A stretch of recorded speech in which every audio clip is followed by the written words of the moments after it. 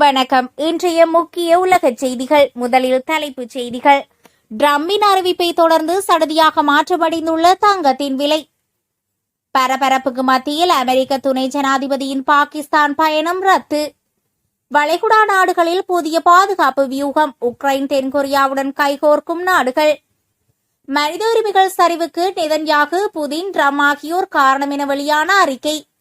நடுக்கடலில் 3 கப்பல்களை தாக்கியுள்ள Iran. Hormuz நீரிணையில் அதிரடி, தொடரும் பதற்றம். மிக சக்தி வாய்ந்த ஆயுதத்தை வெளிக்கொணர்ந்த ஈரான். ட்ரம்பை திணற வைக்கும் அணுசக்தியை விஞ்சிய உக்தி. பேரழிவை ஏற்படுத்தும் ஆபத்தான ரசாயனங்களுடன் ஈரான் கப்பல். அமெரிக்கா கடும் எச்சரிக்கை. பிரிட்டனில் 2008ற்கு பிறகு பிறந்தவர்களுக்கு விதிக்கப்பட்ட ஆயுள் கால தடை. இனி விரிவான செய்திகள். டிரம்பின் அறிவிப்பை தொடர்ந்து சடதியாக மாற்றமடைந்துள்ள தங்கத்தின் விலை. அமெரிக்கா ஈரானுடன் உள்ள போர் நிறுத்தத்தை நீடித்ததை தொடர்ந்து உலக சந்தையில் தங்க விலை இன்று உயர்வு கண்டுள்ளது. எண்ணெய் விலை குறைந்ததன் காரணமாக பணவீக்கம் அதிகரிக்கும் அச்சம் குறைந்துள்ளதுடன் நீண்டகால உயர்ந்த வட்டி விகிதங்கள் தொடரும் என்ற எதிர்பார்ப்பும் தளர்ந்துள்ளது. உலக சந்தையில் ஸ்பாட் தங்கம் 0.9% உயர்ந்து ஒரு அவுன்ஸுக்கு 4755.11 அமெரிக்க டாலராக பதிவாகியுள்ளது. செவ்வாய்க்கிழமை அது ஏப்ரல் 13க்கு பிறகு காணப்பட்ட குறைந்த நிலைக்கு சரிந்திருந்தது குறிப்பிடத்தக்கது. ஜூன் மாத டெலிவரிக்கான தங்க ஃபியூச்சர்ஸ் 1% உயர்ந்து 4772.90 டாலராக இருந்தது. அமெரிக்க ஜனாதிபதி ட்ரம்ப் ஈரானுடன் உள்ள போர் நிறுத்தத்தை காலவரையறையற்ற முறையில் நீடிப்பதாக அறிவித்துள்ளார். மேலும் சமாதான பேச்சுவார்த்தைகளுக்கு வாய்ப்பு வழங்கும் நோக்கில் இந்த முடிவு எடுக்கப்பட்டதாக தெரிவிக்கப்பட்டுள்ளது. இந்த அறிவிப்பை தொடர்ந்து பங்குச் சந்தைகள் உயர்வடைந்ததுடன் டாலர் மதிப்பு குறைந்துள்ளது. அதே சமயம் எண்ணெய் விலையும் சரிவு கண்டுள்ளது. பரபரப்புக்கு மத்தியில் அமெரிக்க துணை ஜனாதிபதியின் பாகிஸ்தான் பயணம் ரத்து. அமெரிக்க வெள்ளை மாளிகை அதிரடி அறிவிப்பு. அமெரிக்க துணை ஜனாதிபதி ஜேடி வெயின்ஸ் பாகிஸ்தான் பயணத்தை அதிகாரப்பூர்வமாக ரத்து செய்துள்ளார். அமெரிக்கா மற்றும் ஈரானின் 2ஆம் கட்ட அமைதி பேச்சுவார்த்தை பாகிஸ்தானில் நடைபெற இருந்த நிலையில் அந்த நிகழ்வு ரத்து செய்யப்பட்டுள்ளது. அமெரிக்க ஜனாதிபதி ட்ரம்ப் போர் நிறுத்தத்தை நீடித்ததையும் ஈரானியர்களிடமிருந்து ஒரு ஒருங்கிணைந்த முன்மொழிவுக்கான அழைப்பையும் மேற்கோள் காட்டி துணை ஜனாதிபதி ஜேடி வெயின்ஸ் பாகிஸ்தான் இஸ்லாமாபாத் செல்லும் தனது பயணத்தை காலவரையறையின்றி ரத்து செய்துள்ளதாக வெள்ளை மாளிகை அதிகாரி ஒருவர் தெரிவித்துள்ளார். எதிர்கால பேச்சுவார்த்தைகளின் சாத்தியக்கூறுகள் குறித்து தூதரக ஈடுபாடுகளுடனான எதிர்கால பயணங்கள் பின்னர் அறிவிக்கப்படும் என்று அந்த அதிகாரி குறிப்பிட்டுள்ளார். பிப்ரவரி மாதம் 28ஆம் தேதியில் இருந்து அமெரிக்க இஸ்ரேல் இணைந்து ஈரான் மீது கூட்டு தாக்குதல் நடத்திய நிலையில் ஈரான் பிரதான எண்ணெய் கப்பல் போக்குவரத்து வழியான ஹோர்முஸ் நீரிணையை மூடியது. இது உலகளாவிய ரீதியில் எரிபொருள் நெருக்கடியை ஏற்படுத்தியது. இதையடுத்து அமெரிக்கா 2 வார கால போர் நிறுத்த ஒப்பந்தத்தை அறிவித்தது. இந்நிலையில் பாகிஸ்தானில் இன்று 2ஆம் கட்ட பேச்சுவார்த்தை நடத்த திட்டமிட்டிருந்த நிலையில் இந்நிகழ்வு இன்று ரத்து செய்யப்பட்டுள்ளது. வளைகுடா நாடுகளில் புதிய பாதுகாப்பு வியூகம். உக்ரைன் தென்கொரியாவுடன் கைகோர்க்கும் நாடுகள். வளைகுடா பிராந்தியத்தில் நிலவும் போர் சூழல் அங்குள்ள நாடுகளின் நீண்டகால பாதுகாப்பு கொள்கைகளில் பெரிய மாற்றத்தை ஏற்படுத்தியுள்ளது. பாரம்பரியமாக போர் நிறுத்த பேச்சுவார்த்தைகளில் மத்தியஸ்தம் வகிக்கும் கட்டார் இம்முறை தானும் தாக்குதலுக்கு உள்ளாகியுள்ளதால் ஹோர்முஸ் நீரிணையை திறப்பதற்கும் போரை முடிவுக்கு கொண்டு வருவதற்கும் பிற வல்லரசுகளின் தலையீட்டை எதிர்பார்க்கிறது. இது வளைகுடா நாடுகளின் மிக முக்கியமான மூலோபாய தேவையாக மாறியுள்ளது என ஆசிய குழுமத்தின் நிர்வாக இயக்குநர் அகமது ஹெலால் தெரிவித்துள்ளார். தங்களது பாதுகாப்பிற்காக இனி ஒரு தனிப்பட்ட வல்லரசை மட்டும் நம்பியிருக்கக்கூடாது என்பதில் வளைகுடா நாடுகள் உறுதியாக உள்ளன. அண்மையில் உக்ரைன் ஜனாதிபதி ஜெலன்ஸ்கி மேற்கொண்ட கட்டார், சவுதி அரேபியா மற்றும் ஐக்கிய அரபு ராச்சிய பயணங்களின் போது ட்ரோன் எதிர்ப்பு தொழில்நுட்பங்களை பகிர்ந்து கொள்வதற்கான ஒப்பந்தங்கள் கையெழுத்தாகியுள்ளன. அதேபோல் அமெரிக்காவின் பேட்ரியாட் பாதுகாப்பு அமைப்பிற்கு பதிலாக குறைந்த செலவிலான தென்கொரியாவின் ஏவுகணை தடுப்பு தொழில்நுட்பங்களை ஐக்கிய அரபு ராச்சியம் பயன்படுத்த தொடங்கியுள்ளது. இதன் மூலம் வாஷிங்டன் போன்ற பாரம்பரிய பாதுகாப்பு சார்புகளில் இருந்து விலகி வளைகுடா நாடுகள் தங்களது பாதுகாப்பு துறையை பன்முகப்படுத்தி வருவதாக ஆய்வாளர்கள் கருதுகிறார்கள். மனித உரிமைகள் சரிவுக்கு நெதன்யாகு, புதின், ட்ரம்ப் ஆகியோர் காரணம் என வெளியான அறிக்கை. இஸ்ரேல், ரஷ்யா மற்றும் அமெரிக்காவின் தலைவர்கள் உலகளாவிய மனித உரிமைகளை அளிப்பதில் முன்னிலையில் இருப்பதாக சர்வதேச மனித உரிமைகள் அமைப்பான அம்னெஸ்டி இன்டர்நேஷனல் கடுமையாக சாடியுள்ளது.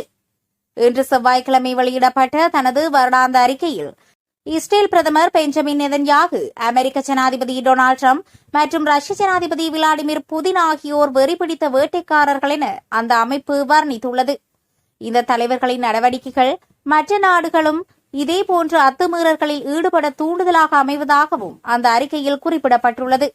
இரண்டாம் உலகப் போரின் அழிவுகளுக்கு பிறகு 80 ஆண்டுகளாக பேணப்பட்டு வந்த சர்வதேச ஒழுங்குமுறை கடந்த 2025ஆம் ஆண்டில் தலைகீழாக மாற்றப்பட்டதாக அம்னஸ்டியின் தலைவர் ஆக்னல் ஹார்மார்க் தெரிவித்துள்ளார். காசாவில் இஸ்ரேலின் இனப்படுகொலை, உக்ரைனில் ரஷ்யாவின் போர்க்குற்றங்கள் மற்றும் ஈரான் மீதான அமெரிக்க இஸ்ரேல் போர் ஆகியவை சர்வதேச சட்டங்கள் முற்றிலும் புறக்கணிக்கப்பட்டதற்கு முக்கிய உதாரணங்களாக காட்டப்பட்டுள்ளன. நடுக்கடலில் 3 கப்பல்களை தாக்கியுள்ள ஈரான். ஹோர்முஸ் நீரிணையில் அதிரடி, தொடரும் பதற்றம். ஈரான் ஊடகங்கள் வெளியிட்ட தகவலின்படி ஹோர்முஸ் நீரிணையில் தாக்குதலுக்குள்ளான 3 கப்பல்களையும் இஸ்லாமிய புரட்சிகர காவல்படை இலக்காக கொண்டுள்ளது. ஃபாக்ஸ் நியூஸ் ஏஜென்சி தெரிவித்ததாவது, யுஃபோரியா எனப்படும் கப்பல் தாக்கப்பட்டு தற்போது ஈரான் கடற்கரைக்கு அருகில் நிலை தடுமாறி நிறுத்தப்பட்டுள்ளதாக கூறப்படுகிறது. மேலும் எம்எஸ்சி பிரான்சிஸ்கா மற்றும் எபாமினொண்டாஸ் எனப்படும் கப்பல்கள் ஐஆர்ஜிசி கடற்படையினரால் கைப்பற்றப்பட்டு ஈரான் கடற்கரை நோக்கி திருப்பப்பட்டதாகவும் தகவல்கள் வெளியாகியுள்ளன. இத்தகவல்கள் ஐஆர்ஜிசி கடற்படையின் அறிக்கைகளை மேற்கோள் காட்டி ஈரான் ஊடகங்கள் வெளியிட்டதாக கூறப்படுகிறது.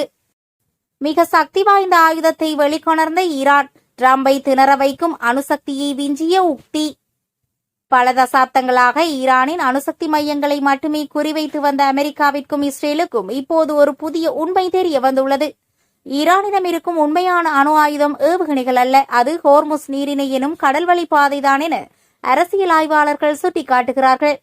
எவ்வித நேரடி உடல் ரீதியான அழிவுகளும் இன்றி உலகளாவிய வர்த்தகத்தை முடக்கும் இந்த உத்தி அமெரிக்காவை தனது மூலோபாயங்களை மாற்றியமைக்க கட்டாயப்படுத்தியுள்ளது. பல தசாப்தங்களாக ஈரானின் அணுசக்தி திட்டமே பிராந்தியத்தின் மிகப்பெரிய அச்சுறுத்தலாக அமெரிக்காவாலும் இஸ்ரேலாலும் பார்க்கப்பட்டது.